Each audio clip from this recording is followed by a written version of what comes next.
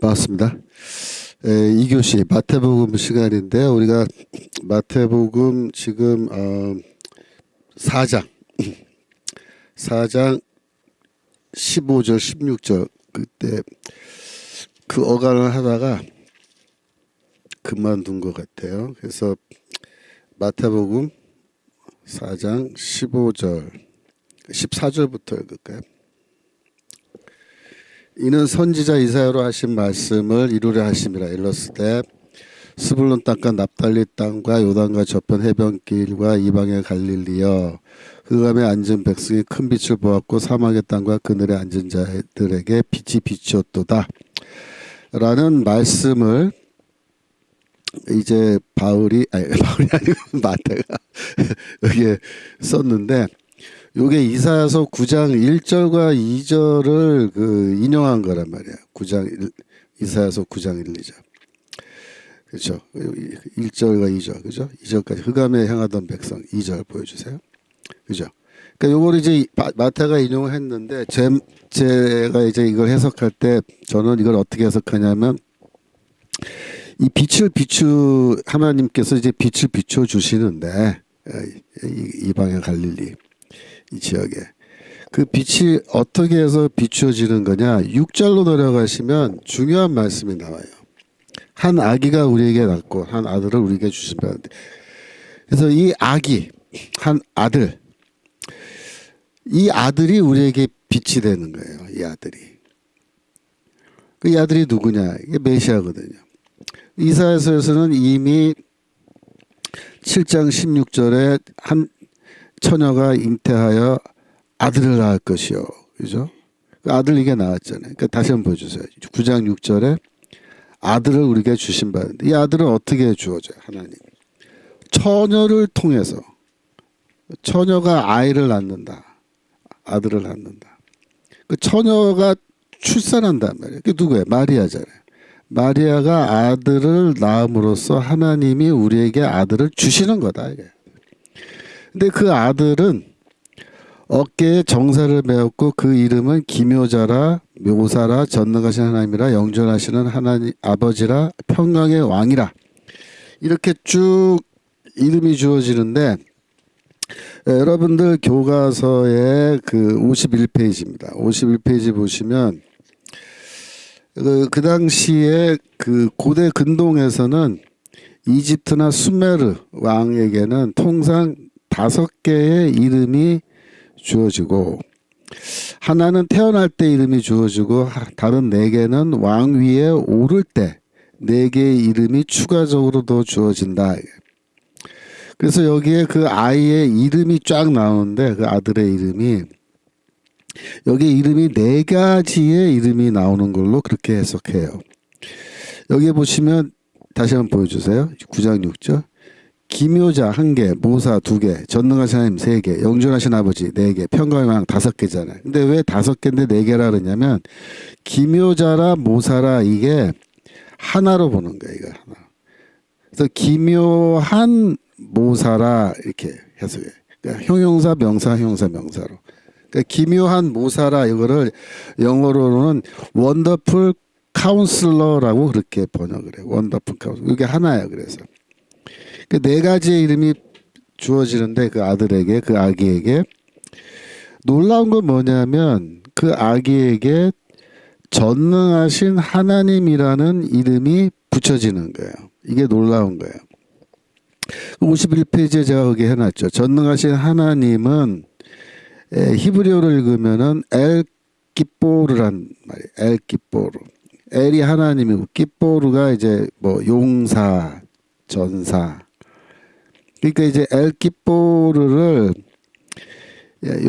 전능하신 능력 있는 하나님이다 이렇게 지금 번역을 해놨는데, 어떤 학자들은 이거를 하나님으로 해석하면 안 된다. 이거는 인간 왕이니까 그냥 강력한 왕 뭐 그렇게 해석하자, 그렇게 제안하는 학자들도 있는데, 그 제안이 말이 안 돼요. 왜냐하면 지금 이사야서 9장 6절에 이거 엘기뽀르라고 하는 전능하신 하나님이라는 표현이 나왔는데, 10장 21절에 가면 똑같은 표현이 한 번 더 나와요. 엘기보르가 한 번 더 나와. 10장 21절. 이사야서 10장 21절. 여기 보시면 남은 자 곧 야곱의 남은 자가 능하신 하나님께로 돌아올 것이다. 근데 능하신 하나님, 그러니까 전능하신 하나님이죠. 이때는 이것을 뭐 전능한 하나님 말고 다른 표현으로 뭐 강력한 무슨 왕에게로 돌아온다. 이게 말이 안 된다고. 그러니까 엘기보르라는 표현이 10장 21절에서 전능하신 하나님이란 뜻으로 사용된 건 100% 확실하고 9장과 10장이니까 바로 붙어 있잖아요. 불과 앞에 바로 앞에 장인 9장 6절에서 똑같은 엘기보르가 나왔는데 그거를 전능하신 하나님으로 번역하고 해석하는 거는 너무나 당연한 거죠. 그걸 갑자기 다른 뜻으로 바꿔서 다른 뜻으로 이사야가 썼을 거다. 그렇게 추측하는 것 자체가 무리란 말이에요.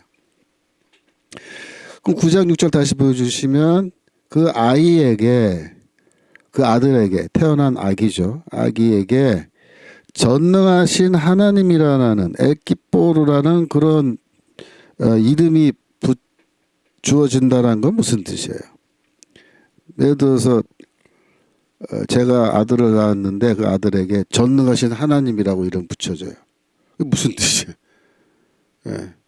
그럼 사실 상식적으로 말이 안 되는 거거든요. 상식적으로. 그런데 이거는 무슨 뜻이겠어요? 그 아기가 평범한 인간으로 이 땅에 태어나는 것이 아니다라고 하는 어떤 암시로 어떤 계시로 우리가 볼 수 있는 거예요. 그런데 그뿐만 아니라 영존하시는 하나님 아버지다. 이런 표현도 있어요. 영존하시는 아버지. 그러니까 영존한다는 말은 영원하신 뜻이에요. 영원하신. 그러니까 영원하신 하나님 아버지라는 표현도 이게 보통 표현이 아니라고요. 아이에게 영원한이라는 어떤 이름을 붙여준단 말이에요. 그래서 51페이지 하단에 보면은 영존하시는 아버지라는 표현에서 영존하는 이라는 형용사가 at라는 형용사인데 그게 이제 평생의 lifelong이라는 뜻도 있거든요. 그렇게 만약에 읽는다면 왕자의 평생토록 왕자에 앉아서 다스리는 아버지와 같은 왕, 뭐 그런 뜻으로 물론 해석을 할 수도 있겠습니다만은 이미 앞에 전능하신 하나님이라는 호칭이 붙어 있고 그것은 엘기보르가 확실하게 하나님이란 뜻으로 사용됐기 때문에 여기서는 영원히 사시는 아버지라는 호칭도 이렇게 낮추어서 해석하는 게 굉장히 어색하죠. 예. 그러니까 여기 지금 이사야서 9장 6절에 처녀의 몸에서 태어나는 그 아기가 결국은 하나님과 같은 분이다라는 것이 암시되어 있단 말이에요. 그 하나님과 같은 분이 오시니까 그분 덕분에 어떻게 돼요? 스불론과 납달리 땅 이방의 갈릴리 흑암에 살던 백성들에게 빛이 비추어지는 거예요. 빛이 비추는 거예요. 왜? 하나님은 빛이시기 때문에. 하나님과 같은 그분이 아들이 이 땅에 오시면 당연히 빛이 비추는 거죠. 그래서 마태가 여기 이 4장에서 이사야서 9장 1, 2절을 인용하는 것은 상당히 의미심장하고 이거는 1, 2절을 인용했지만 그 아래 6절 9장 6절의 내용이 함께 연결되어 있기 때문에 마태가 그걸 모르고 한 게 아니에요. 마태가 이사야서를 다 알고 그 흐름을 알면서 이거를 인용한 거죠.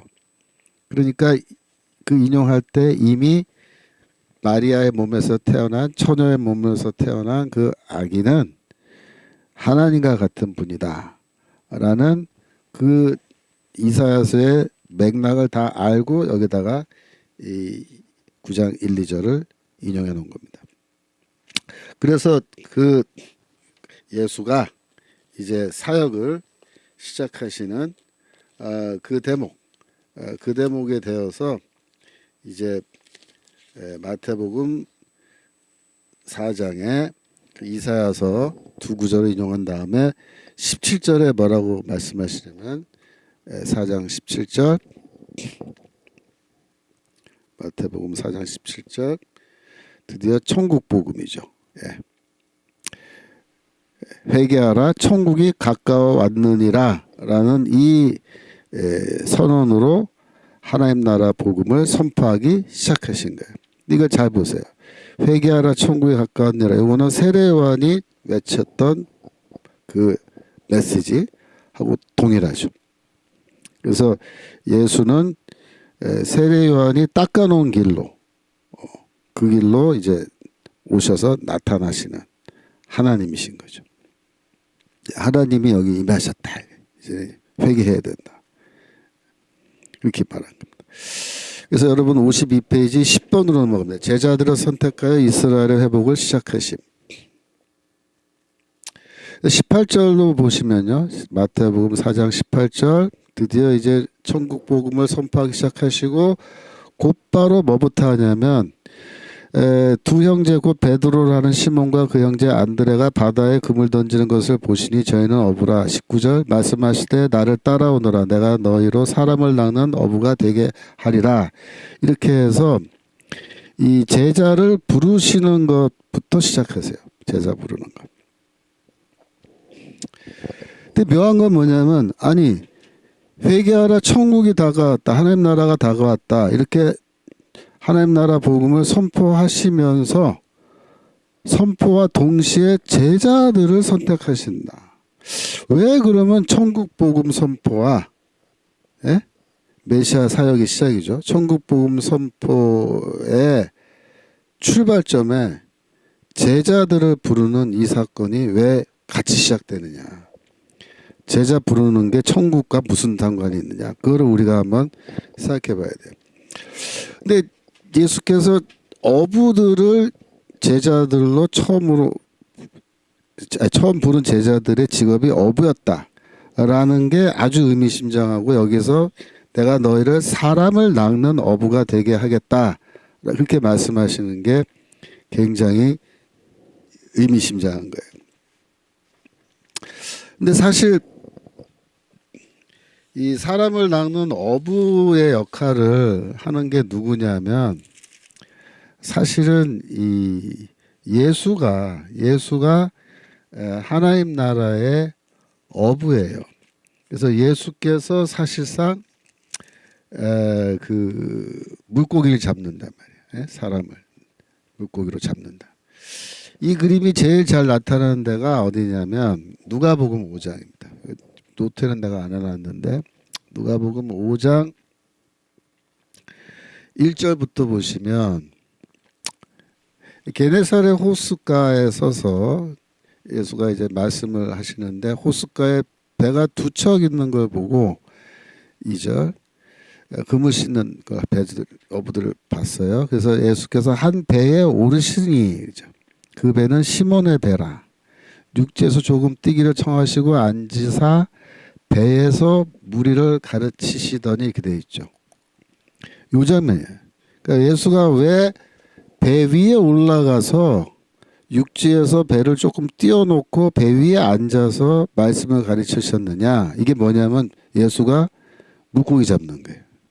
예수가 어부예요. 말씀으로 사람을 낚는 거예요. 요 그림을 생각하시면 돼요. 요 그림을. 그래서 이 어부는 뭐냐면 예수가 어부예요. 예수가 사실은. 내가 너희를 사람을 잡는 어부로 만들겠다라고 했을 때 그 예수의 의도는 뭐예요? 내가 너희를 선생으로 만들겠다. 나처럼. 그러니까 제자들이 사실은 처음에 예수에게 물고기로 잡힌 거죠. 제자들도. 그렇잖아요? 제자들도 처음에 예수에게 물고기로 잡힌 거예요. 근데 예수는 뭐라 하냐면 너희가 지금 물고기인데 나는 너희를 어부로 만들겠다. 이렇게 물고기를 낚는. 즉 사람을 낚는 어부입니다. 사람을 낚는 어부. 사람을 낚는 어부가 뭘까요? 이게 복음을 전파하는 사람이에요. 선생입니다. 그래서 앞으로 미래에 지금은 내가 어부고 내가 물고기를 사람을 낚는 어부지만 내가 이제 곧 죽고 승천하고 난 뒤에 이 사역을 누가 이어받아서 할 거냐 이겁니다. 너희가 해야 된다. 너희가. 그러니까 내가 너희를 사람을 낚는 어부로 만들겠다는 이 말은 이 랍비들도 처음 제자를 받을 때는 그냥 제자죠. 근데 이 제자를 누구로 만드는 거예요? 뭘로 만드는 거예요? 랍비로 만드는 겁니다. 자기가 똑같은 수준의 랍비로. 그러니까 랍비는 제자를 랍비로 만드는 거고, 사람을 낚는 어부인 예수는 제자들을 자기와 같은 선생으로 또 만드는 거예요. 그래서 지금 예수가 새 이스라엘을 창조하시는 사역을 하신다 그랬잖아요. 그죠? 세례 요한 때부터 갈릴리 요단강 동쪽에 많은 리뉴얼 운동, 갱신 운동이 있었다 그랬죠. 그 다음 뭐예요? 새 이스라엘을 만들고자 하는 운동인데, 예수도 새 이스라엘을 창조하시는데 새 이스라엘을 창조하는 그 사역을 앞으로 누가 미래에 담당하느냐? 이 제자들이 담당하는 거예요. 그래서 계속해서 이 하나님 나라의 복음은 이 제자들에 의해서 이어져서 선포돼야 되는 거예요. 예수가 십자가에 죽고 부활하신 그 이후에도 제자들이 그 사역을 계속해서 감당해야 되기 때문에, 그래야 이 하나님 나라의 복음이 계속해서 전파되기 때문에 내가 너희를 사람을 낳는 업으로 만들겠다 이렇게 하는 거예요. 자, 그래서 이 구약 성경에서도 이 메시아는 선생으로 그렇게 이 세상에 나타나게끔 되어 있다라는 걸 여러분 아셔야 돼요. 여러분 노트 52페이지 하단인데 이사야서 2장 3절 보시면, 지금도 채팅창에 많은 분들이 또 출석 체크하고 계시네요. 이영수님, 대만에서 하시고. 자, 많은 백성이 가면 이르기를 오라 우리가 여호와의 산에 오르며 야곱의 하나님 전에 이르자. 많은 백성은 누구겠어요? 이스라엘 민족을 포함한 모든 이방인들을 말합니다. 모든 열방. 이 시온산에 몰려들고, 여호와의 산 시온산에 모여드는데, 그 시온산에 뭐가 있냐면 하나님의 성전이 있어요. 그 성전을 향해 올라가자는 거예요. 시온산에. 왜 올라가냐? 하나님이 그의 길을 우리에게 가르치실 것이라. 우리가 그 길로 행하리라 하리니.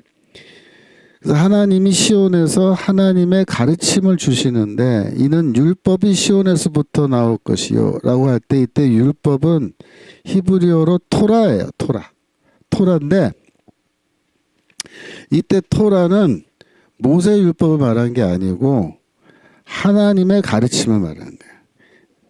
그래서 하나님의 가르침이 시온에서 나오고 여호와의 말씀이 예루살렘으로부터 나올 것이다 라고 해서 시온산에 열방이 모여드는 그런 그림을 우리에게 보여주는데, 여기서 보면은 가르치리라, 우리에게 가르칠 것이다 라고 할 때 가르치다 라는 동사가 있어요. 그게 야라라는 동사예요. 야라. 그 노트에 나오죠. 야라. 근데 그 야라라는 말에서 토라라는 말이 나온 겁니다. 토라. 그러니까 토라는 뭐예요? 말 그대로 가르침이에요. 교훈, 가르침. 그게 원래 토라의 원래 뜻이에요. 야라, 토라. 그죠?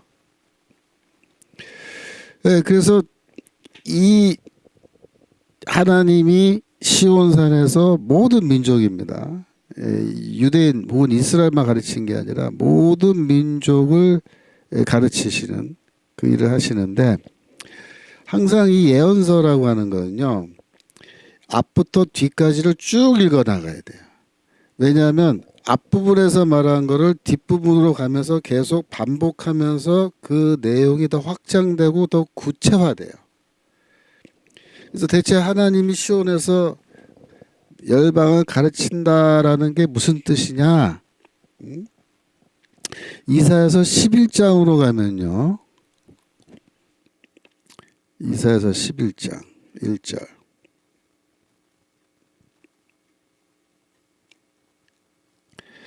이새의 줄기에서 한 싹이 나며 그 뿌리에서 한 가지가 나서 결실할 것이요. 요 가지가 메시아를 나타내요. 그런데 이게 어디 연결되냐면 7장 14절에 그 한 처녀가 잉태하여 아들을 낳을 것이요 할 때 그 아들을 낳았죠. 그죠? 그게 9장 6절로 가면은 한 아기를 주시고 또 한 아들을 우리에게 주시는데 그 아들에게 어마어마한 이름이 붙어졌잖아요. 그 아기가 누구예요? 하나님이 주시는 아들. 그게 바로 이 11장 1절에 싹 줄기. 다시 보여주세요. 11장 1절에 싹과 줄기가 바로 그 아들이란 말이에요. 아들. 하나님이 주시는 아들. 메시아. 근데 2절에 보시면 그 메시아에게 여호와의 신, 여호와의 성령입니다. 성령. 곧 지혜와 총명의 영이요 모략과 재능의 영이요 지식과 여호와를 경외하는 영이 그 위에 강림하리라. 그래서 지혜, 총명, 모략, 재능, 지식, 그죠? 여호와를 경외함 등등이 여기 나열되어 있는데 이건 뭐냐면은 하나님이 그에게 지혜를 주신다는 거예요. 지혜. 지혜의 성령이 그에게 임하셔서 그 아래 3절 보세요. 3절. 그는 눈에 보이는 대로 심판치 아니하고 귀에 들리는 대로 판단치 않는다. 근데 이때 그 심판하다, 판단하다가 다 법적 용어예요. 그래서 원래 왕은 고대 시대 왕은 사법권을 갖고 있기 때문에 왕이 다 재판합니다. 솔로몬 왕이 재판하잖아요. 그죠?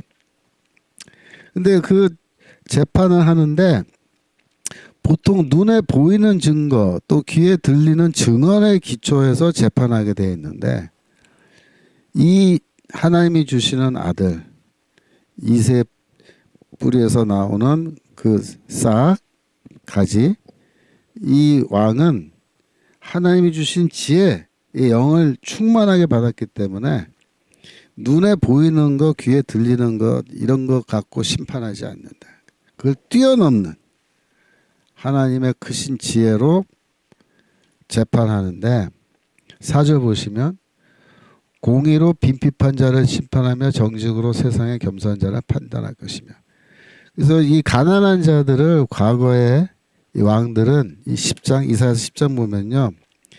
과거의 왕들은 아주 불의한 재판이에요. 불의한 재판. 아주 잘못된 재판. 가난한 자들을 오히려 토색하고 착취한단 말이 나와요. 근데 12장 4절 보시면 의로움으로 재판하기 때문에 가난한 자들을 제대로 재판해서 그들에게 유리한 판결을 내려준다. 그렇게 말하면서 그 입의 막대기로 세상을 치고 입술의 기운으로 악인을 죽인다. 이렇게 되죠. 입의 막대기. 이 막대기는요 그냥 나무 막대기가 아니에요. 이때 막대기는 뭐냐면 이 왕의 지팡이를 말하죠. 왕의 지팡이. 홀이라 그러죠. 왕의 지팡이. 이 왕의 지팡이를 말하는 건데 시편 2편 9절 보세요. 시편 2편 9절.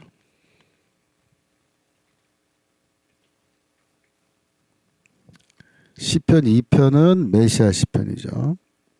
그래서 이 7절부터 보면 6절부터 봅시다. 나의 왕을 거룩한 산 시온에 세운다. 하나님이 시온에 왕을 세우고 7절 그 왕을 내 아들이라 불러요. 하나님의 아들이죠. 그래서 왕은 하나님의 아들이에요. 하나님의 아들을 왕으로 시온산에 세우시는데 9절로 내려가시면 내가 철장으로 저희를 깨트리며 질그릇같이 부수리다 할 때 이 철장이 쇠로 된 왕의 홀을 말한 거예요. 쇠로 된 장은 막대기라고 할 수도 있지만 그 장은 뭐예요? 홀. 왕의 홀. 그래서 이 모든 세상 열방을 심판하시는 심판의 구세주로 심판의 주로 하나님의 아들을 하나님이 시온산에 세우는데 그가 철장으로 그들을 깨뜨리는다 돼 있죠. 근데 이 철장이 이사야서로 오면은 이사야서 11장 4절로 가면 그 입에 막대기로 세상을 친다 이렇게 돼 있어요. 근데 입에서 막대기가 나. 입에서 철장이 손으로 이렇게 두들겨 패는 게 아니라 입으로 두들겨 패요. 이게 무슨 뜻인지 알아요? 그 입에 말씀으로요. 말씀으로. 그 입에 말씀으로 세상을 심판하세요. 그 입에 말씀으로 세상을 또 구원하세요. 왜? 종말에 하나님의 메시아는 선생으로 오기 때문에. 선생. 입이 중요해요. 선생은 입이 중요해요. 저가 입으로 먹고 살잖아요. 저 같은 사람은 입으로, 그죠? 선생은 입이 제일 중요해요. 혀가 중요하고 입이 중요하죠. 입으로 다 하는 거예요. 입으로. 그러니까 메시아는 선생이기 때문에 입으로 다 해요. 입으로 멸망도 시키고 입으로 구원도 시키고 다 하시는 거예요. 그래서 이사야서 11장 6절로 가시면 이 지혜의 영을 받은 하나님의 메시아가 어떻게 하느냐. 예? 조금 더 내려가서 9절로 내려가면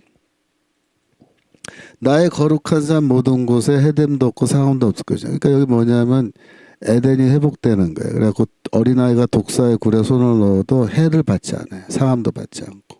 이게 되는데 그 메시아의 나라죠. 메시아의 나라에서는 하나님의 샬롬이 회복되는데 과거에 아담이 타락하기 이전의 에덴 동산처럼 온 세상에 샬롬이 임해요. 그래서 더 이상 사자가 어린 양을 잡아먹기 위해서 뛰어다니지도 않고 어린 양은 도망다니지도 않고, 그죠? 근데 중요한 건 뭐냐면 이는 물이 바다를 덮은 같이 여호와를 아는 지식이 세상에 충만할 것임이니라 이렇게 되어 있습니다. 이 지혜의 영을 가진 그리스도가 오셔서, 그죠?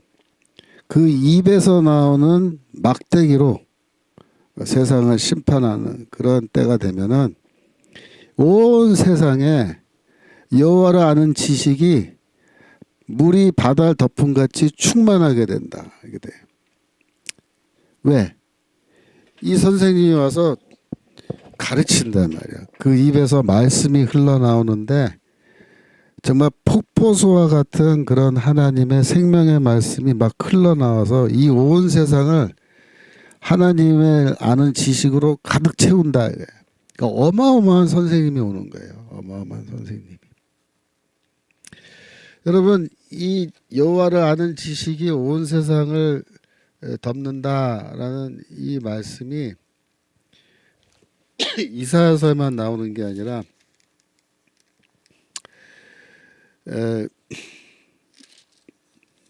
하박국서 2장 14절.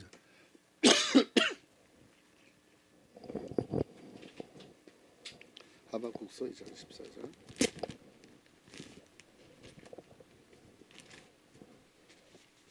여기 보시면 하박국서도 미래의 메시아 때에 어떤 일이 벌어질지를 이렇게 보여주는데 똑같은 얘기예요. 대저 물이 바다를 덮은 같이 여호와의 영광을 인정하는 것이 세상에 가득하리라.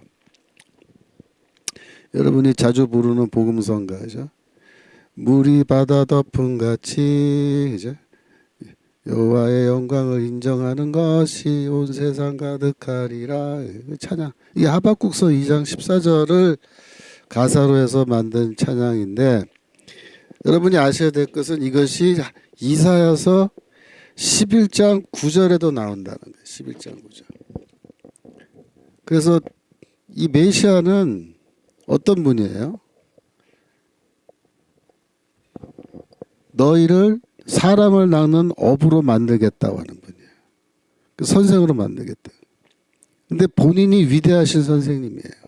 어떤 정도로 위대하냐? 이 세상을 하나님을 아는 지식으로 완전히 덮어버릴 수 있는 그 정도의 어마어마한 이 가르침을 갖고 있는, 또 가르치는 능력 있게 가르칠 수 있는 그런 분이란 말이에요. 여러분들 예레미야서 31장 34절, 예레미야서 31장 31절부터 보세요. 31절 보시면 여기에 내가 이스라엘과 유다 집에 새 언약을 세우리라는 말이 나오죠. 새 언약. 예수가 십자가에서 죽으심으로 이 새 언약이 맺어진 거예요. 왜? 그 최후의 만찬 때 이 자는 내 피로 세우는 새 언약이니 라고 말했잖아요. 이 자는 내 피로 세우는 새 언약이다. 내가 십자가에 죽어서 피를 흘림으로 너희와 하나님 사이에 새 언약이 맺어진다. 33절. 이 새 언약을 맺을 때 내가 나의 법을 그들 속에 두며 그 마음에 기록하여 나는 그들의 하나님이 되고 그들은 내 백성이 될 것이다. 그래서 이게 아까 우리 1교시 빌립보서 배운 거잖아요. 그죠? 나의 법을 그들 속에 두고 마음에 기록한다, 이 말이 무슨 뜻이야? 성령 준다는 말이에요. 성령 준다. 육의 이 육체에다 기록한 게 아니라 마음의 비, 신비에 기록하여, 말이 마음에 기록하여, 이거 뜻이거든요. 그래서 성령 주시는데, 그죠? 성령 주셔. 근데 성령은 또 어떤 영이? 지혜의 영이에요. 지혜의 영.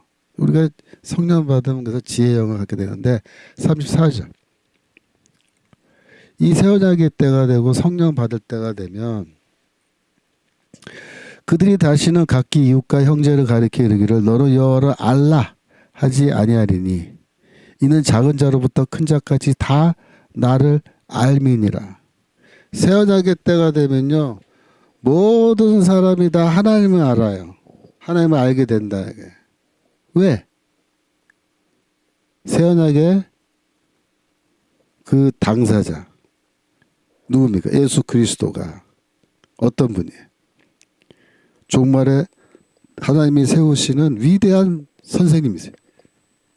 그래서 이 온 세상을 하나님을 아는 지식으로 가득 차게 채울 수 있는 그런 분이고, 지혜와 총명의 영, 지식의 영, 뭐 그런 영을 충만하게 갖고 계신 분이, 그런 분이 오신다. 그래서 그런 분이 오면은 하나님에 대해서 뭐 완벽하게 가르쳐 주시는 거예요. 너무나 잘 가르쳐 주시는 거예요. 그래서 이 이사야서를 쭉 읽어보면요, 선생님에 대한 얘기가 계속 나와요. 30장 20절. 이사야서 30장 20절.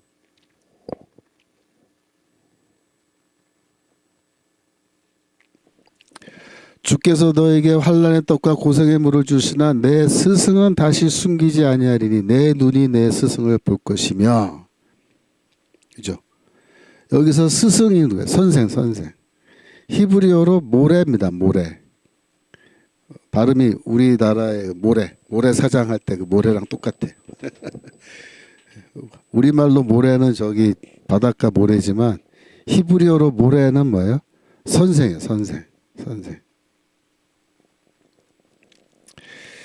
이 모래는 야라라는 동사에서 온 거예요.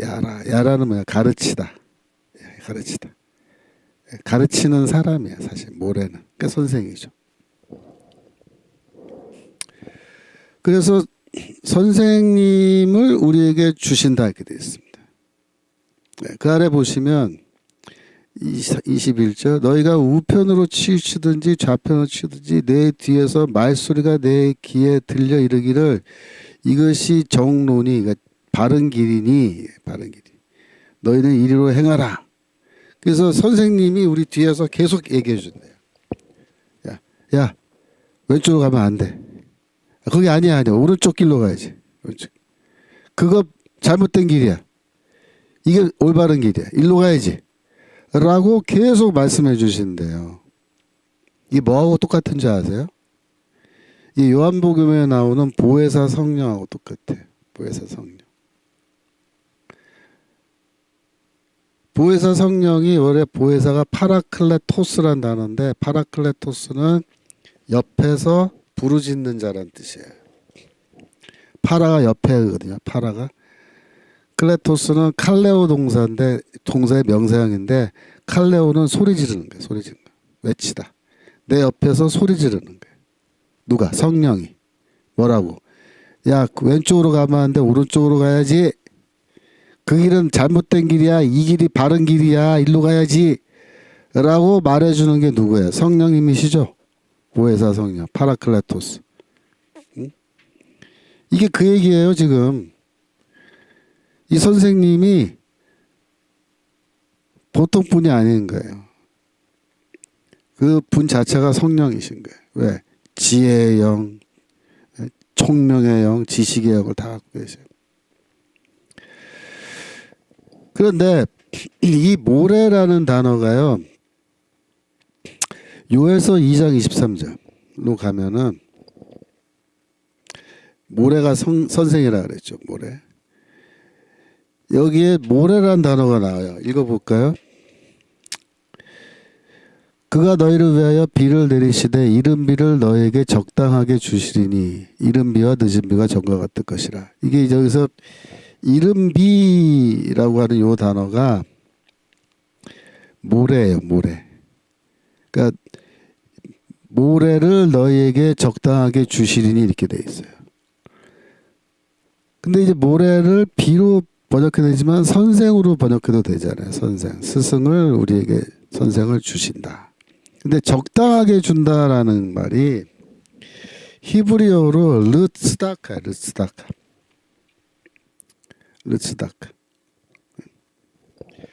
그래서 이걸 적당하게라고 번역을 할 수 있는데 츠다카가 뭐냐면 의예요. 의. 하나님의 의할 때 그 의. 르가 붙으면 뭐뭐로 위하여라는 전치사예요. 르츠다카는 의를 위하여. 의를 위하여. 자, 그럼 다시 보여주세요. 23절. 이른 비가 모래죠. 선생을 너희에게 주는데 르츠다카 적당하게 준다를 의를 위하여로 바꿔버리면 의를 위하여 선생을 너에게 주시리니 이렇게 바꿀 수 있어요. 그렇게 해석할 수 있어요.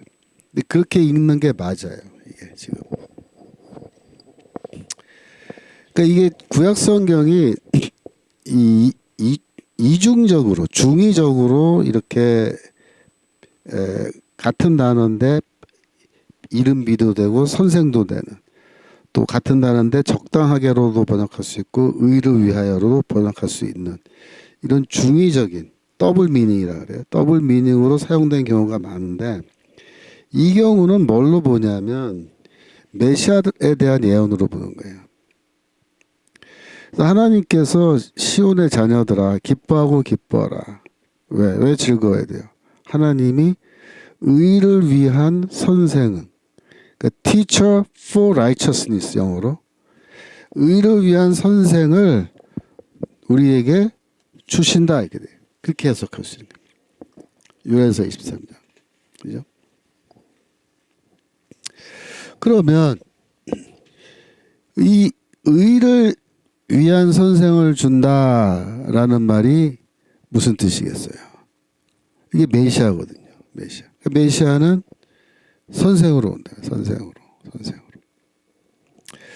그 제가 여기 55페이지에 거기 쿰란 얘기도 해놨는데 쿰란 공동체라고 있었죠. 에센파 공동체고 쿰란은 1세기에 그 사해 근처에 있었던 공동체인데 이 사람들이 거기 왜 나갔다 그랬어요? 이사야서 40장 3절 너희는 여호와의 길을 예비하라라는 말씀을 문자적으로 이해하고 광야에 나가서 사는 사람들이라 그랬잖아요.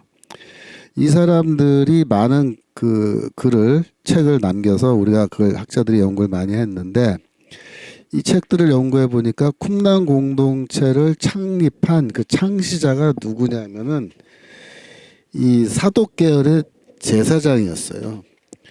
근데 그 제사장 공동체였는데 그래서 이 사독계열의 제사장인 이 쿰란 공동체의 창시자를 이 쿰란 문서에서 뭐라고 부르냐면 Teacher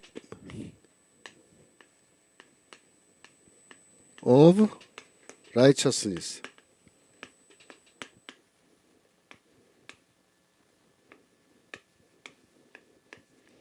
Teacher of Righteousness 보이시죠? Teacher of Righteousness. 예. 의의 선생이라고 불러요. 근데 이게 보세요. 여기서 지금 2장 23절에 나오는 그가 너희에게 이른비를 적당하게 주시리라. 그 이른비가 뭐래라 그랬죠? 선생을 적당히가 for righteousness니까 teacher for righteousness. 하나님이 너에게 의를 위한 선생을 주시리라. 그죠? 그렇게 번역할 수 있잖아요. teacher for righteousness와 teacher of righteousness가 이게 표현이 거의 같다고요. 거의 같다. 그래서 이 쿰란에서 왜 이 창시자를 teacher of righteousness라고 의의 선생이라 불렀느냐? 요에서 2장 23절 때문입니다. 무슨 말이냐면 쿰란 공동체에서는 자신들의 창시자인 이 사독계의 대제사장을 누구라고 생각했냐면 메시아라고 생각한 거예요. 메시아라. 그분이 메시아다. 이렇게 생각한 거예요. 그래서 그분을 따라서 광야에 나가서 사는 거예요. 일종의 쿰란 공동체도 메시아 공동체라고 볼 수 있죠. 그 당시에. 물론 진짜 메시아는 아니죠. 가짜 메시죠. 우리가 보기엔 가짜 메시아예요.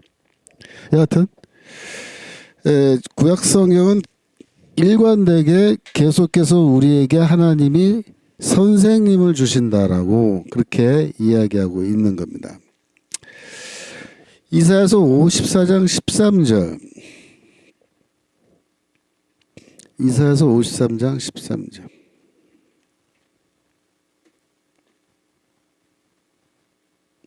여기도 보면 놀라운 말씀인데 이렇게 돼요. 13절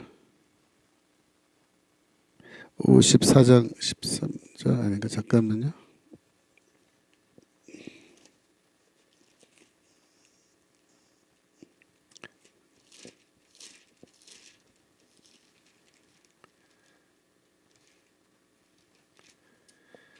에 54장 13절이 있는데 거기 없네. 나왔네. 찾았네. 보여주세요. 예. 내 모든 자녀는 여호와의 교훈을 받을 것이니 이렇게 되어 있죠. 너의 모든 자녀는 여호와의 교훈을 받을 것이다.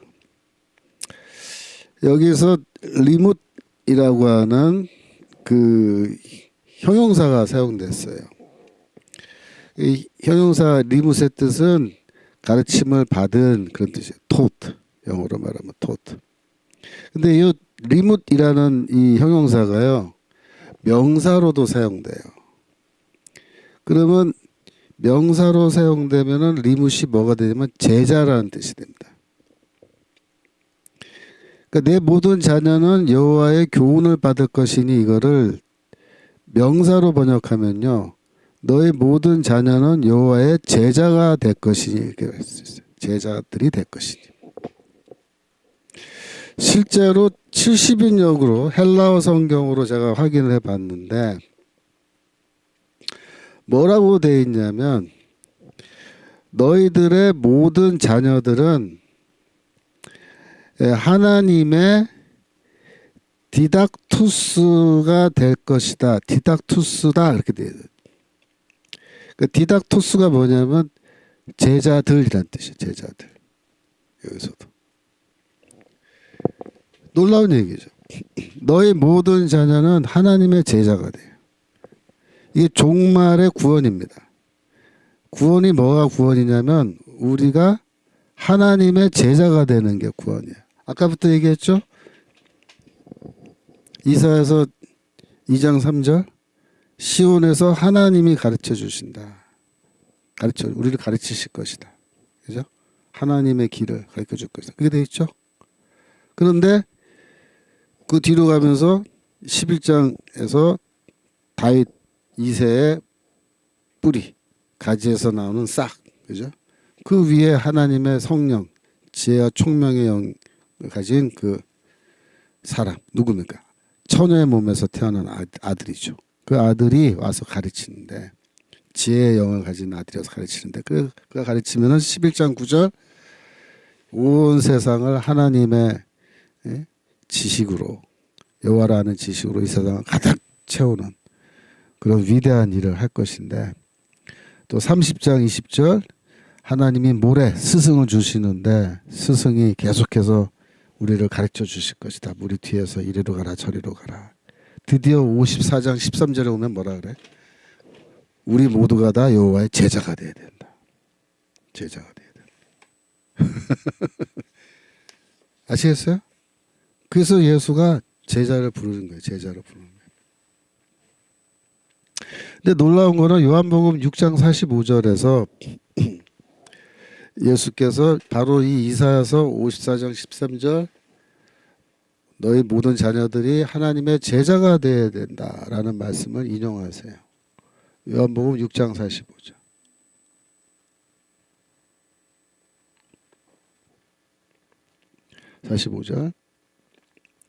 예수께서 말씀하십니다. 선지자의 글에 저희가 다 하나님의 가르침을 받으리라 기록되었은즉 아버지께 듣고 배운 사람마다 내게로 오느니라 이렇게 말하죠.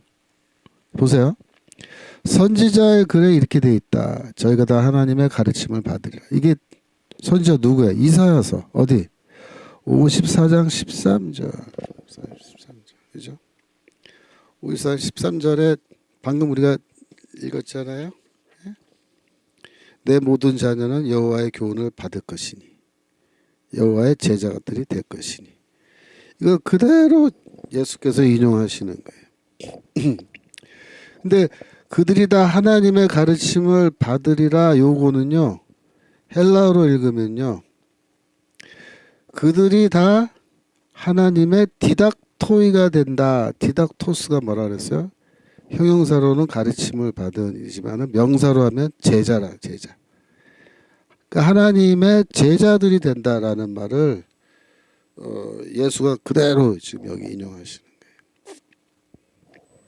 거예요. 그래서 아버지께 배운 자들은 내게로 온다. 뒤집어 말하면 내게 배운 자들은 아버지께로 가는 거예요. 왜? 예수가 바로 하나님이 세우시는 종말의 선생이기 때문에. 그러니까 이사야서 2장 3절에는 하나님이 시온산에서 가르치시는 걸로 되어 있지만 이사야서를 쭉 읽어보면은 하나님이 별도의 선생을 세워서 그 선생이 가르쳐요. 선생이. 결정적으로 그게 나오는 게 어디냐면 이사야서 50장 4절.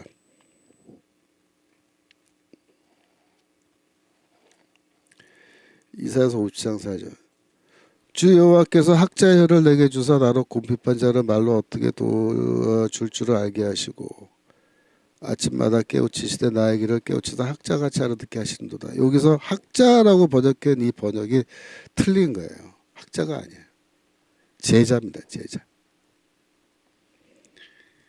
이 학자로 번역된 단어가 리무딤이라는 단어예요. 리무딤. 이게 복수형인데 리뭇 이 단수형이에요. 리무시 아까 뭐야? 가르침을 받은. 이게 형용사로는 가르침을 받은이라는 뜻이고 명사로 사용되면 제자라는 단어잖아요. 그러니까 복수형이 됐기 때문에 여기서는 여호와께서 제자들의 혀를 내게 주사 이렇게 번역해야 돼요. 나의 길을 깨우치사 학자같이 알아듣게 하시다가 아니고 제자들같이 알아듣게 하시도다. 그렇게 해야 돼. 제자들.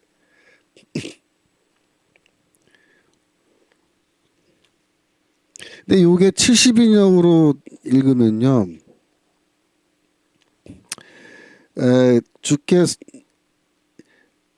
거기서도 이제 그 같은 식으로 돼 있는데 특별히 여기에서 다시 성경 보여주세요. 여기서 중요한 거는 이 혀와 귀예요. 혀와 귀. 원래 혀는 선생의 특징이거든요. 선생의 특징. 그 제자들의 특징은 귀예요. 귀. 제자들은 들어야 되잖아요. 그러니까 하나님께서 아침마다 깨우치시되 나의 길을 깨우치사. 근데 나가 누구냐면 주의 종이거든요. 주의 종. 이사야서에 나오는 주의 종이 누구예요? 고난받는 주의 종이란 말이에요. 고난받는 주의 종. 이게 메시아거든요. 그래서 이 고난받는 주의 종이 나예요. 하나님이 이 메시아를 어떻게 하시냐면 귀를 깨우쳐줘요. 제자같이 알아듣게 하신다. 그 말은 뭐냐면 하나님이 선생님이 되시고 주의 종은 제자가 되어서 하나님께 배운다는 거예요. 주의 종, 메시아는 하나님의 제자예요. 그런데 이 주의 종에게 하나님이 또 뭘 주시냐면 혀를 주세요. 혀. 자, 다시 보여주세요. 학자의 혀를 내게 주사 곰핍한 자를 말로 어떻게 도와줄 줄 알게 하시고. 이 곰핍한 자가 누구냐면요, 이게 하나님의 심판 아래에 있는 인류가 곰핍한 자, 우리가 곰핍한 자. 근데 이 주의 종은 우리를 어떻게 도와주냐면 말로 도와줘요. 말로. 아까 얘기했죠. 그 입에서 나오는 막대기로 세상을 심판하신다 그랬잖아요. 말로 다 하는 거예요. 말로 우리를 구원하시고, 그죠? 말로 심판하시는데, 이 제자의 혀를 내게 줬다. 그때 혀는 뭐냐면 선생의 특징이라고. 그래서 이 주의 종은 하나님을 향해서는 제자지만 우리 인간을 향해서는 뭐예요? 선생인 거예요. 혀를 갖고 있는 선생. 그래서 이 주의 종이 와서 우리를 가르치는 거예요. 가르치는 거예요. 그러니까 하나님이 시온에서 가르치신다고 말했는데 사실은 누가 가르치는 거예요? 주의 종이 가르친 거예요. 주의 종이. 주의 종이. 하나님을 대신하여. 왜? 하나님이 그를 선생으로 세우셨기 때문에.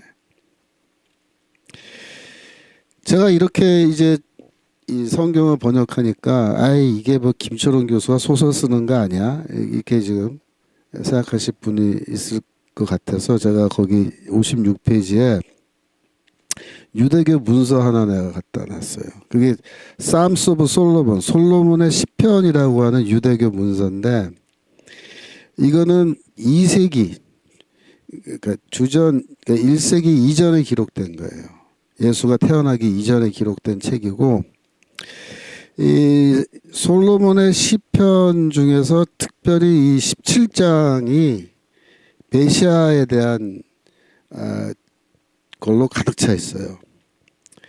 그래서 제가 그 솔로몬의 시편 17장 32절에서 36절까지를 제가 거기 영어로 번역된 걸로 갖고 왔는데 한번 보세요. 첫 문장이 어떻게 되어 있냐면 Taught by God, the Messiah will be a righteous king over the Gentile nations 이렇게 되어 있죠. 그러니까 메시아는 이방 민족들을 다스리는 의로운 왕이 될 것인데 이 메시아는 taught by God, taught by God. 하나님에 의해서 가르침을 받았다 이렇게 돼 있어요. 메시아는 누구한테 배웠다고요? 하나님께 배웠다고 돼 있죠. 이게 유대교 문서예요. Psalm of Solomon. 메시아 텍스트거든요. 유대교 문서에. 근데 여기에 메시아를 뭘로 표현해요? 하나님의 제자로 표현한다. 하나님의 제자로. Taught by God, the Messiah. 왜 이런 유대교 문서들이 기록된 줄 알아요? 이사야서 50장 4절 같은 성경 구절이 있기 때문이에요. 그죠? 네. 그래서 뭐 그 밑에 보면요. He will strike the earth. He will strike the earth with the words of his mouth forever. 그는 메시아는 strike the earth. 이 세상을 치신다. 심판한다 이거죠. 치실 것이다. 무엇으로? 그의 입에 있는 말씀으로 이 세상을 치실 것이다. 이런 게 다 어디 성경 구절을 근거해서 유대인들이 이런 글을 쓴 겁니다. 어떤 성경 구절? 지금 우리가 보고 있는 이사야서의 이런 성경 구절들이.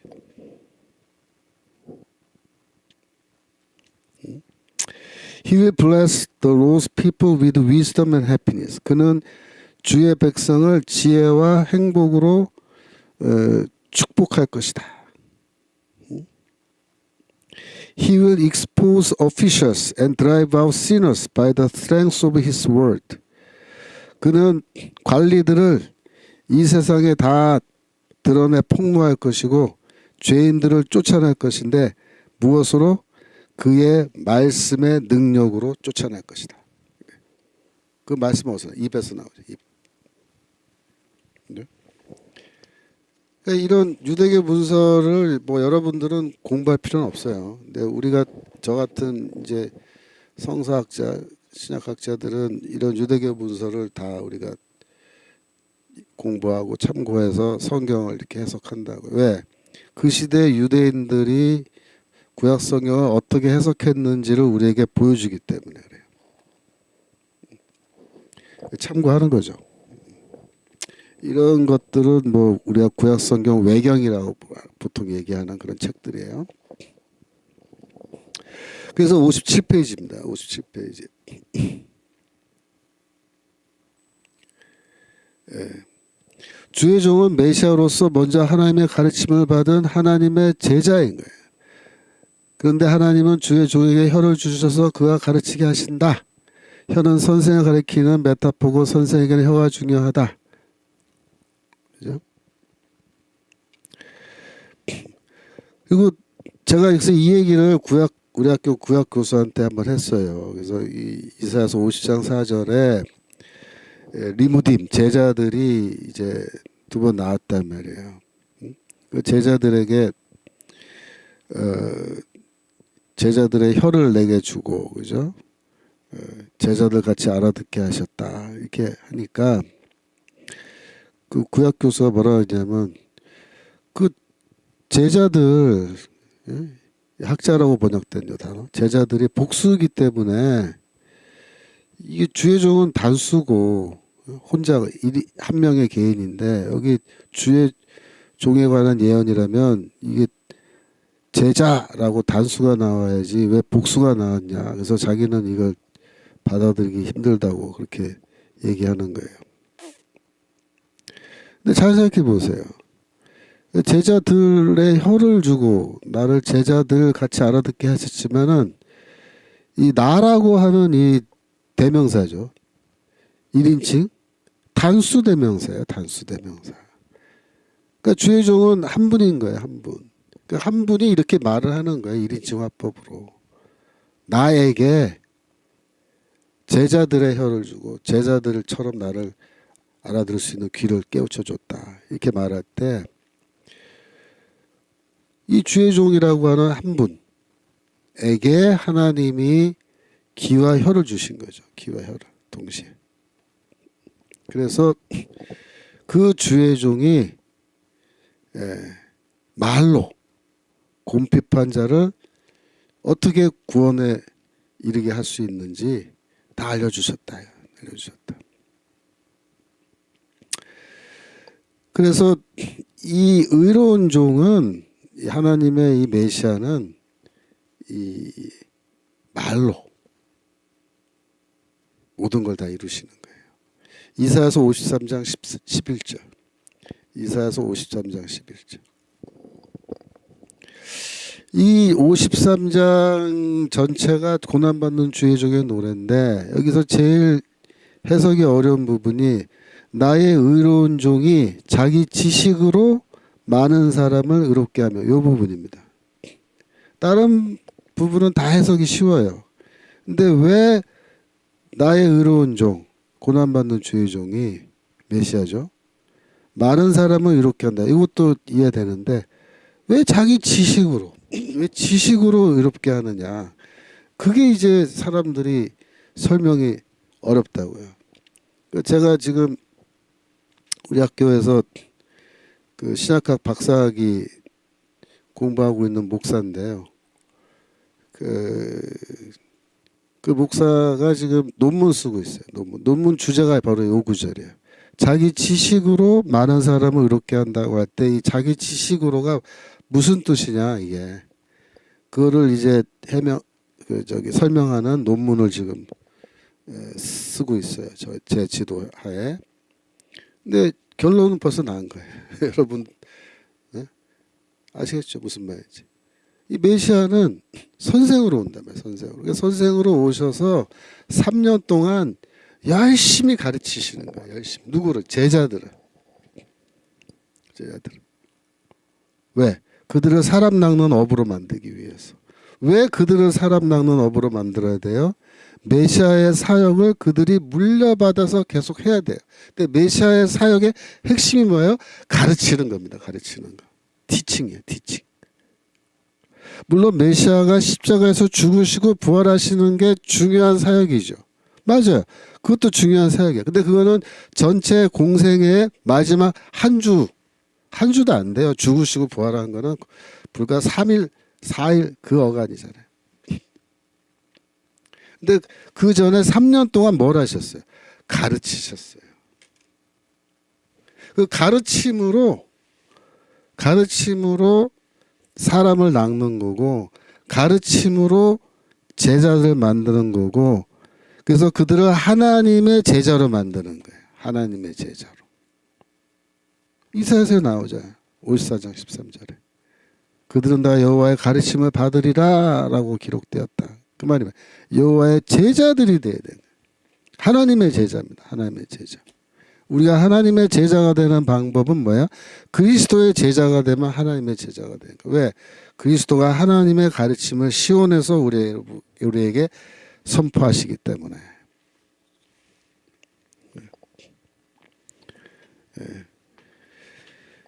그래야 TV님 제가 받은 하나님의 말씀인데요. 엄청난 말씀이네요. 그런데 뭐 계시의 말씀을 받으셨나 봐요. 저도 사실 이 예언기도라죠. 예언기도.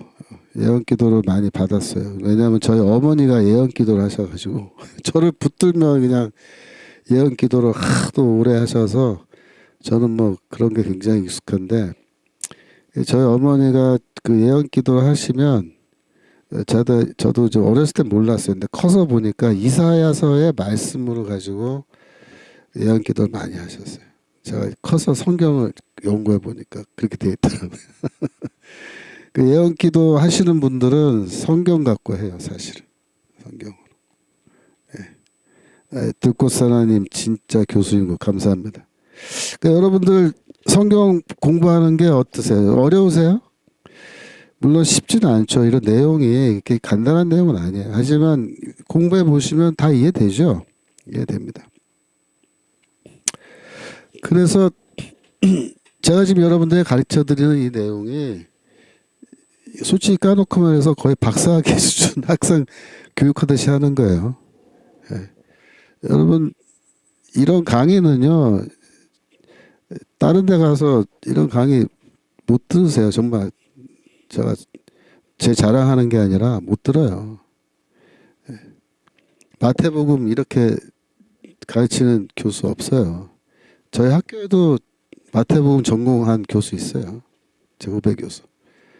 근데 뭐 그 친구 강의 내가 안 들어봤지만 뭐 뻔해요. 이렇게는 못해요. 그 친구도. 왜냐면 이제 뭐 학위 마치고 들어와서 몇 년 됐는데 성경 이렇게 깊이 있게 알려면 공부 더 많이 해야 돼요. 교수들이 근데 공부도 안 하죠. 쉽지는 않은데 재미있어요. 정영수님. 감사합니다. 자, 그래서 이 나의 의로운 종이 자기 지식으로 많은 사람을 의롭게 하며 라고 할 때 이 지식이란 말도 때아트라고 하는 단어인데 이게 야다라고 하는 동사의 명사형이에요. 야다는 뭐예요? 알다. 하나님을 알게 하는 지식입니다. 이게 다. 그래서 고난받는 주의 종은 십자가 죽음으로 그의 구원 사역이 완성되지만 그 전에 제자들을 아주 오랫동안 가르치시는 거예요. 가르치는 거예요. 티칭, 예수의 가르침. 마태복음이 뭐냐? 그 티칭이 담겨져 있는 거예요. 그러니까 우리가 공부하는 게 그래서 그런 거예요.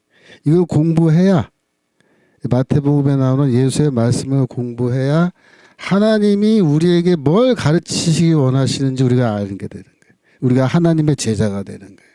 하나님의 제자가. 그게 구원이에요. 이 구원이라는 거는 물론 믿음으로 구원받는 거지만 구원의 과정에 이 복음에 대한 지식이 반드시 필요합니다. 말씀에 대한 지식이죠. 말씀에 대한 지식. 말씀을 모르고 처음에는 못 모르고 그냥 전도받아서 나 예수 믿고 구원받고 싶다. 나 예수 믿겠다. 사형리 이런 거 처음에 소개받고 믿으시고 이렇게 할 수 있어요. 하지만 우리가 믿음으로 구원받았지만 그 이후의 삶을 살아가면서 이 성경에 나오는 예수 그리스도의 가르침을 우리가 배워서 알아야 돼요. 그래야 우리가 하나님의 제자가 될 수 있고 제대로 인생을 살 수 있고 의미 있게 구원받은 사람의 그 삶을 살 수 있는 겁니다. 그래서 자기 지식으로 많은 사람을 의롭게 하며라는 말이 그 허투루 말이 아니에요. 메시아의 사역 두 가지가 중요해요. 하나는 티칭, 가르침, 둘째는 십자가에서 죽고 부활하심. 그걸 동시에 말한 거예요. 자기 지식으로 많은 사람을 의롭게 하며 그들의 죄를 다 짊어지고 죽는다. 이렇게 되죠. 이사야서 59장 20절. 이사야서 59장 20절. 여러분들이 저랑 공부하면 이사야서 많이 알게 돼요. 여호와께서 가라사대 구속자가 시온에 임하며 구속자가 시온에 임한다 그랬어요. 그래서 구속자는 꼬엘이라는 단어인데 이 꼬엘이라는 단어는 원래 뭐 룻기에서 자주 사용되는 단어였는데 룻기에서는 뭘 말한 거냐면 기업을 물을 자라는 뜻으로 사용된 거예요. 꼬엘. 근데 하나님이 주어가 되면요.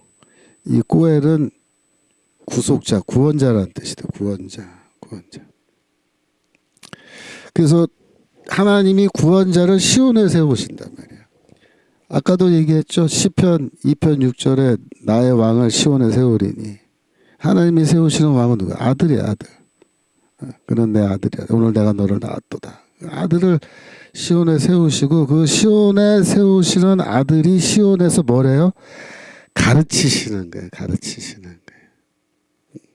그래서 그 다음 21절 보여주세요. 21절. 21절. 시온에 구속자가 임하니까 어떻게 되냐면 내 위에 있는 나의 신과 내 입에 둔 나의 말이 이제부터 영영토록 너의 입에서와 내 후손의 입에서와 내 후손의 후손의 입에서 떠나지 아니하리라 하시니라. 여호와의 말씀이니라. 무슨 말이에요?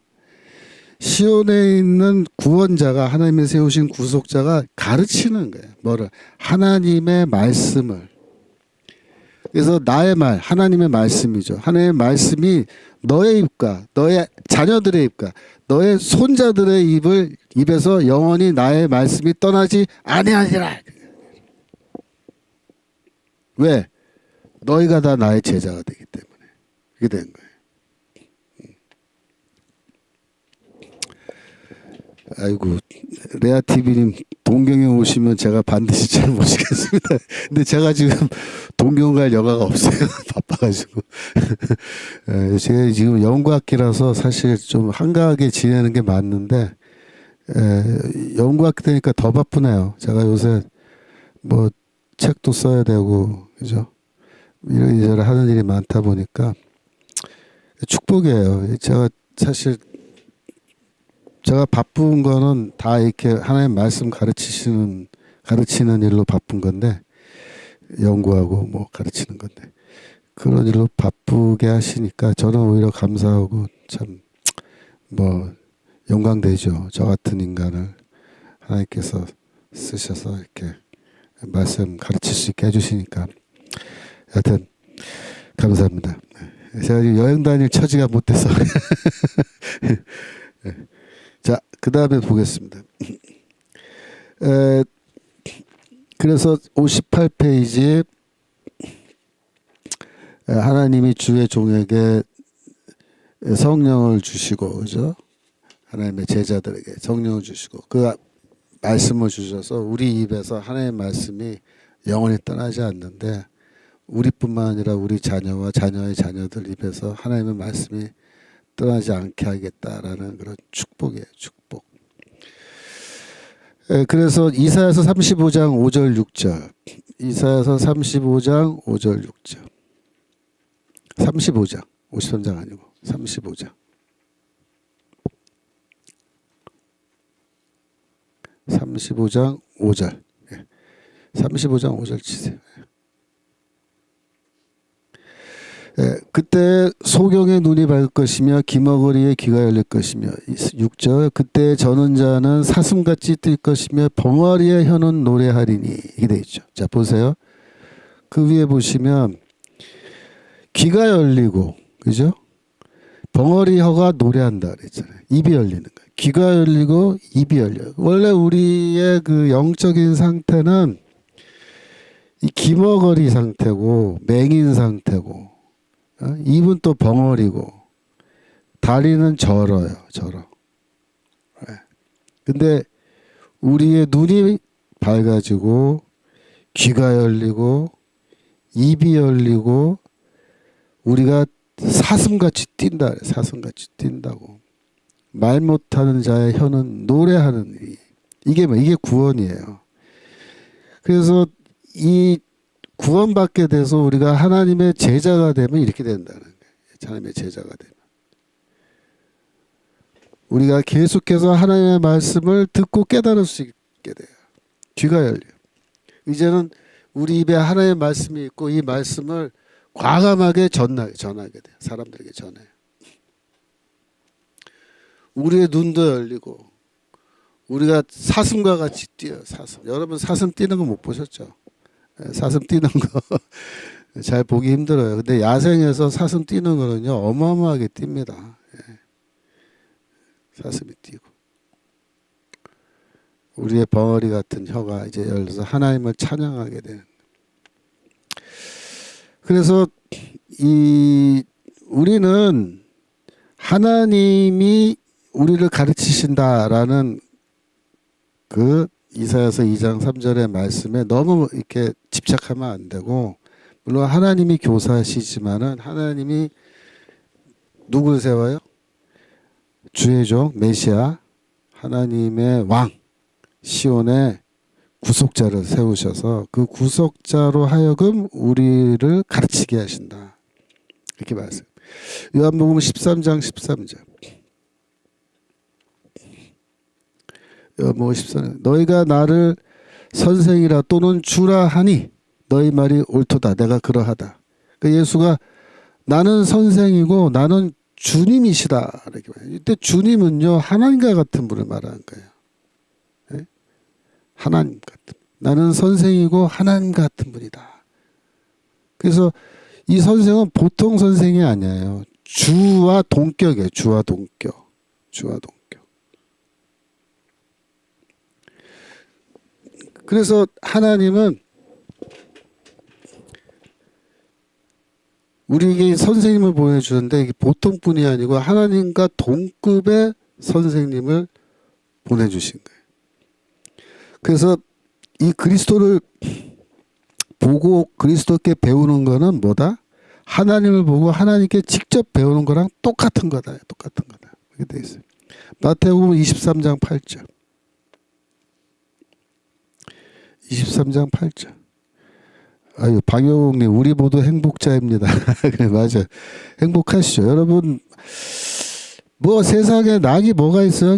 뭘 하면 여러분 기뻐요? 뭐 많이 맛있는 거 먹으면 물론 기쁘고 그렇겠지만, 그 먹고 나면 끝이죠. 하나님의 말씀을 배우는 게 진짜 기쁜 거예요. 이게 진짜 세상의 낙인 거예요. 맞습니다. 행복한 거예요. 하나님 말씀 배우는 게 행복해요. 전 그래서 전 다른 건 몰라도 제 직업 하나는 제가 제대로 잘 선택했다. 평생 하나님의 말씀을 가르치고 연구하는 직업이니까 평생 행복하게 살 수 있는 직업인 것 같아요. 축복이죠. 너희는 랍비라 칭함을 받지 마라. 너희 선생 하나요. 너희는 다 형제니라. 너희는 랍비는 선생이죠. 그 다음에 뭐라 하냐면 땅에 있는 자를 아비라 하지 말라. 너희 아버지는 하나이시니 곧 하늘에 계신 자다. 그래서 랍비는 한 분이시다. 너희는 다 형제다 이렇게 말할 때 그 다음에 아버지가 나오잖아요. 하늘에 계신 아버지. 네? 그래서 하늘에 계신 아버지가 뭐야? 진정한 선생님이신 거예요. 선생과 하나님을 동급으로 얘기하는 거예요. 동급으로. 예, 이게. 예. 그래서 이 하나님이 원래 선생이시고 하나님의 아버지이신데 하나님이 세우시는 왕이 또 선생인 거죠. 그래서 요한복음 6장 46절 요한복음 6장 46절 이는 아버지를 본 자가 있다는 것이 아니라 오직 하나님에게서 온 자만 아버지를 보았느니라. 그러니까 예수는 하나님을 직접 보시는 분이죠. 그분만이 진정으로 하나님을 아시는 거예요. 보고 아시는 거고. 그래서 그분이 하나님의 말씀을 가르칠 수 있는 거예요. 다른 그 누구도 하나님의 말씀을 가르칠 수 없어요. 예. 여기서 또 이제 약간 재미있지만 어려운 부분이 나오는데 요한복음 6장 48절 요한복음 6장 48절 내가 곧 생명의 떡이로라 이렇게 말하죠. 생명의 떡이다. 이 말씀이 요한복음 6장의 가장 핵심이 되는 말씀이에요. 여기서 이제 선생 뭐 너희가 하나님의 제자가 되야 된다 이런 말도 다 요한복음 6장에 나오거든요. 근데 이 6장에 있는 말씀 중에 내가 생명의 떡이다 이게 제일 중요한 말씀인데 이 부분이 어디서 왔느냐 이 생명의 떡이라는 말씀이 어디서 왔느냐 아까 우리 요에서 2장 23절 요에서 2장 23절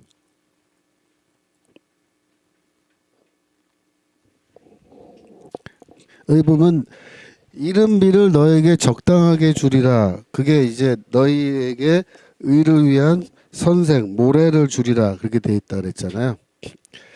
그래서 이 요에서 2장 23절에 보시면 하나님이 의를 위한 선생을 주신다. 이렇게 돼 있다고요. 근데 히브리어로 읽으면 의를 위한 선생이에요. 히브리어로 읽으면 그렇게 돼 있어요. 모레 르츠다카 의를 위한 선생 이렇게 돼 있다고. 근데 이거를 70인역 헬라어로 읽으면요 뭐라고 돼 있냐면 70인역 똑같은 구절인데 하나님이 뭘 주냐면은 의를 위한 이것도 똑같아요. 선생이 아니고 떡을 주신다고 해요. 떡.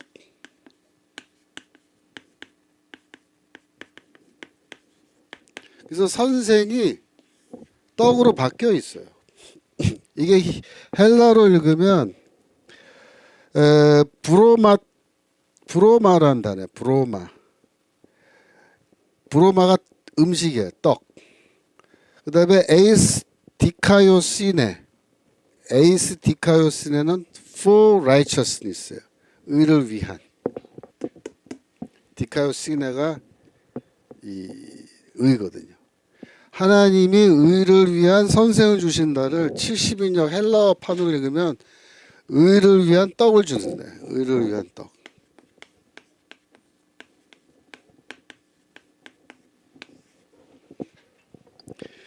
그러니까 교사가 떡으로 바뀌어져 있는 거예요. 떡으로. 이제 58페이지에 해놨죠.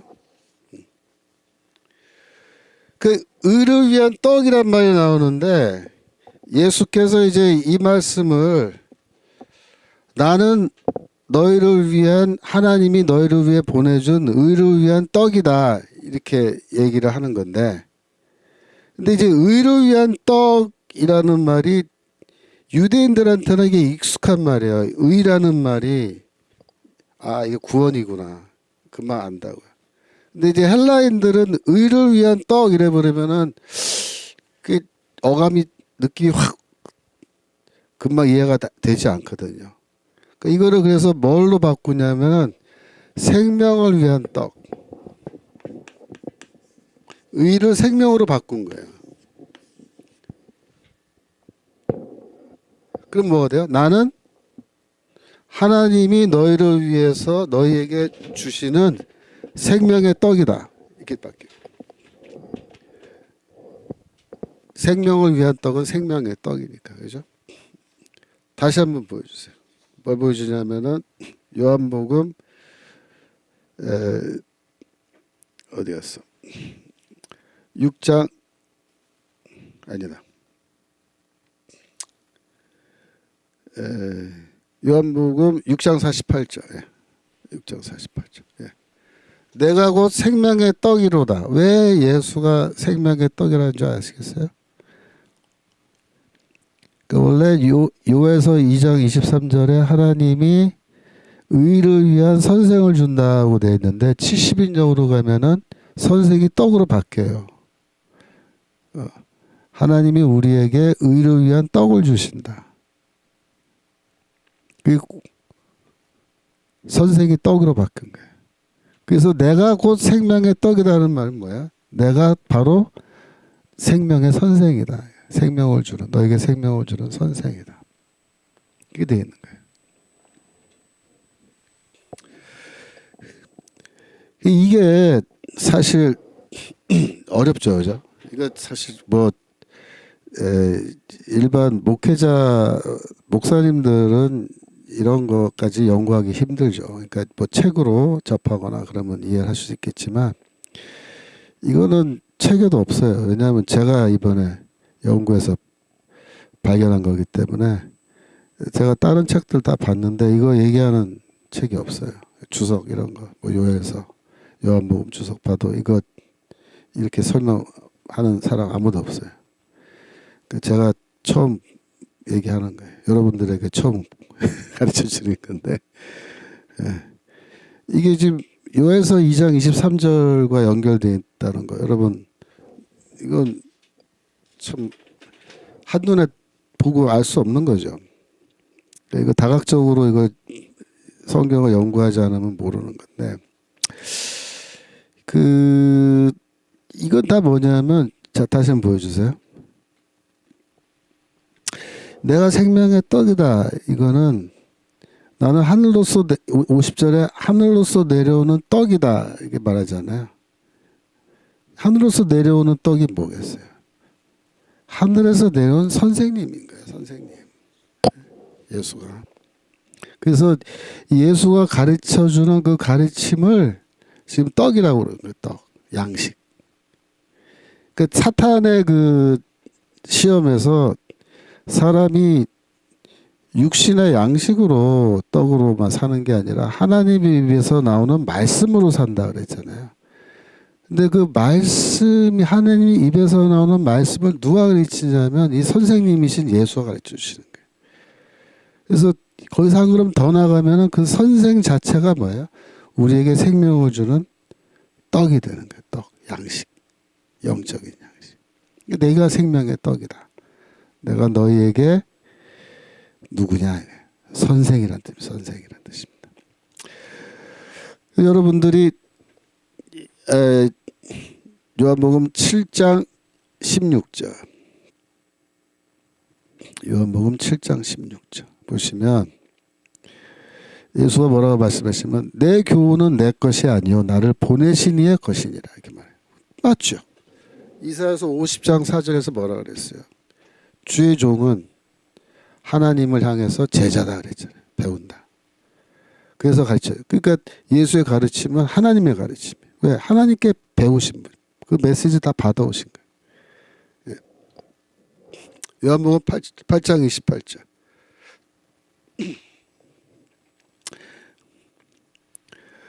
예수께서 가라사대 너희는 인자를 든 후에 내가 그인 줄을 알고. 그러니까 인자가 들린 후에 내 십자가에 달린 뒤에 그죠? 내가 그인 줄을 알고 또 내가 스스로 아무것도 하지 아니하고 오직 아버지께서 가르치신 대로 이런 것을 말하는 줄도 알리라. 자, 예수는 가르치세요. 근데 아버지께서 가르치시는 대로, 그러니까 내가 아버지께로 들은 대로예요. 아버지께 배운 대로 이런 것을 너희에게 그대로 말해준다. 가르쳐주는 거다. 그걸 너희가 알아야 된다. 내 스스로 아무것도 하지 않냐고 뭐냐. 내가 아버지께 배운 게 아니면 나는 절대로 말하지 않는다. 그러니까 예수가 하시는 모든 말씀은 100%다 하나님의 말씀이다. 하나님의 말씀이다. 그래서 이런 예수가 제자를 선택하신, 제자를 부르신 거예요. 베드로와 안드레를 야 나를 따라오너라 라 부른 거예요. 왜? 내가 너희를 사람을 낚는 어부로 만들겠다. 사람을 낚는 어부로. 무슨 말이야? 앞으로 너희를 선생으로 만드는데 너희가 나에게 배운 거를 다 기억하고 내가 너에게 가르쳐주는 모든 것을 너희가 다 소중하게 기억하고 그것을 사람들에게 가르쳐야 된다. 너희가 선생이 돼야 된다. 네. 그래서 여러분들이 이걸 이해하셔야 돼요. 모든 성도들은 다 하나님의 제자가 돼야 돼요. 그게 성경 말씀이야. 이사야서 부터 쭉 이어지는 신약 성경에까지 요한복음에까지 이어지는 일관된 하나님의 말씀은 우리가 다 하나님의 제자가 돼야 된다. 제자가 되면은 뭘 배워요? 하나님의 말씀을 배워. 그래서 우리가 또 뭐가 되는 거야? 예? 사람을 낚는 어부가 돼야 돼. 우리가 선생이 돼야 돼. 선생이. 그러니까 여러분들을 내가 왜 가르쳐줘요? 여러분들 영원히 제자로 학생으로 만들어 놓기 위해 그게 아니고 여러분들을 선생으로 만들기 위해서. 선생으로. 이 청교도 신학원이 왜 신학원이에요?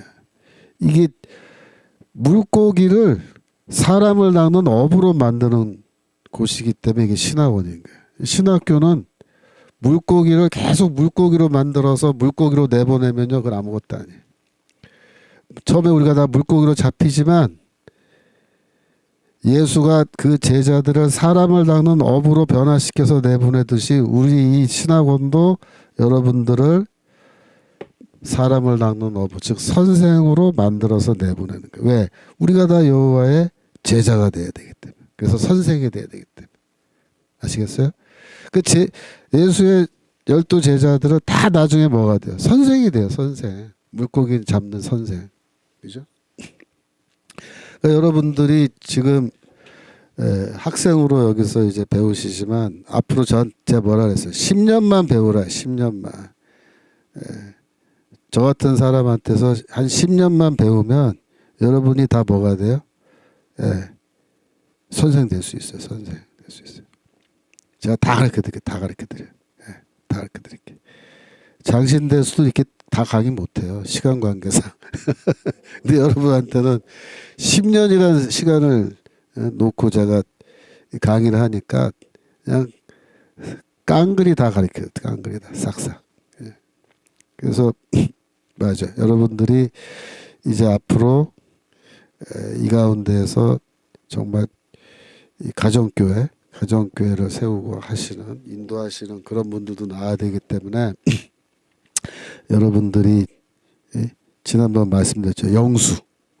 영수의 역할까지 다 하는 그런 역할을 해야 되는 분들이 나와야 되기 때문에 이렇게 깊이 있게 가르쳐 드리는 거예요. 그러니까 여러분들이 이 노트 이런 거 한번 공부하고 갖다 쓰레기통 갖다 버리시면 안 되고 다 잘 간직하시고 자꾸 읽고 복습하시고 그래가지고 공부하셔야 됩니다. 자유세계님, 교회 같은 가두리 양식장 같은 곳에 가둬놓고 머리기를 주고 필요할 때마다 회를 처먹는 곳이 아니라는 의미. 맞습니다. 이 물고기를 사람을 낚는 어부. 그러니까 물고기가 어부가 되려면요, 많은 변화, 엄청난 변화가 일어나야 되는 거예요. 예, 마침 변화가. 그래서 여러분들도 이 청교도 신학원에서 공부하는 걸 통해서 엄청난 변화를 경험하셔야 되고, 특별히 말씀에 대한 깊이가 깊어지셔야 됩니다. 예, 오늘 여기까지 하겠습니다. 제가 기도하고 마치도록 하겠습니다. 하나님 아버지, 저희들에게 종말의 선생이신 예수 그리스도를 보내주시고 그를 통하여 하나님의 말씀을 가르쳐 깨우치게 하시니 감사합니다. 이제 저희의 영적인 귀가 열리고 눈이 열려서 또 저희 입이 열려서 하나님의 말씀을 더 깊이 있게 알게 하시고 그 말씀을 또 능력 있게 잘 가르치는 좋은 교사로 다 성장할 수 있도록 주여 축복하여 주옵소서. 감사드리며 예수 그리스도 이름으로 기도합나이다. 아멘. 네, 수고하셨습니다. 다음 주 월요일에 또 뵙겠습니다. 안녕히 계세요.